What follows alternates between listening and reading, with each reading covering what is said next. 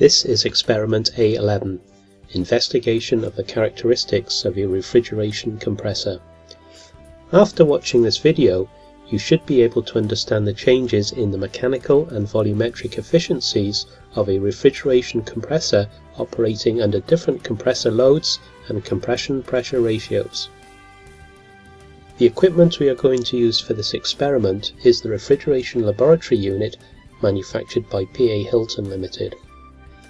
It consists of a twin-cylinder compressor driven by an AC motor, a water-cooled refrigerant condenser, a thermostatically controlled expansion valve, and lastly an evaporator.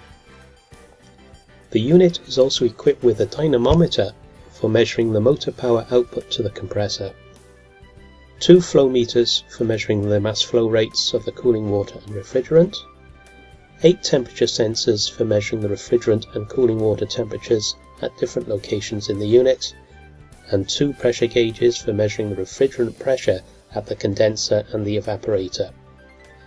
A handheld tachometer will be used for measuring the compressor shaft speed. There is a water tap behind the unit for supplying the cooling water to the condenser. Ensure that it is turned on. Adjust the mass flow rate of cooling water through the condenser to about 40 grams per second as shown on the cooling water flow meter on the right hand side. Turn the evaporator heat input control knob fully anti-clockwise. Make sure that the diverter valve is set so that the liquid refrigerant is directed to pass through the liquid to vapor heat exchanger.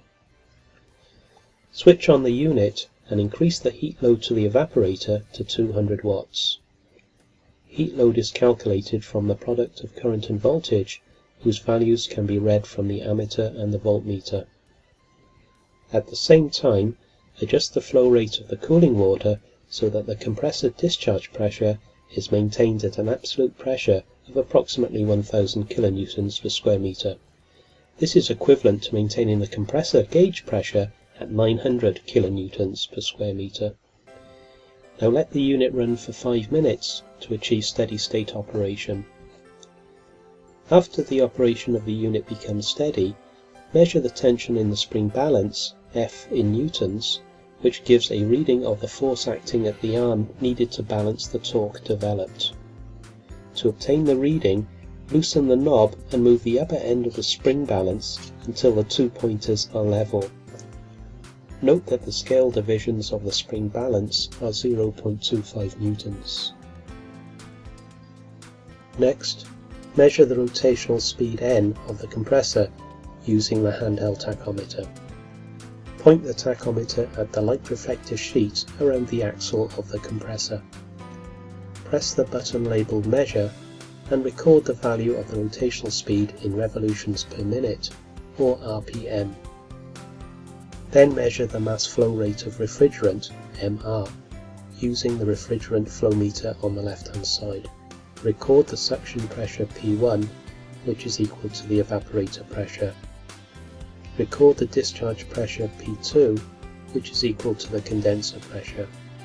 Also record the refrigerant temperatures T1 to T6 at different locations in the unit. These correspond to the compressor suction temperature, the compressor delivery temperature, the condenser outlet temperature, the expansion valve inlet temperature, the evaporator inlet temperature, and the evaporator outlet temperature. Also record the cooling water temperatures T7 and T8 at the inlet and outlet of the condenser. Repeat the above procedures for the heater at loads of 400 watts, 600 watts, and 800 watts.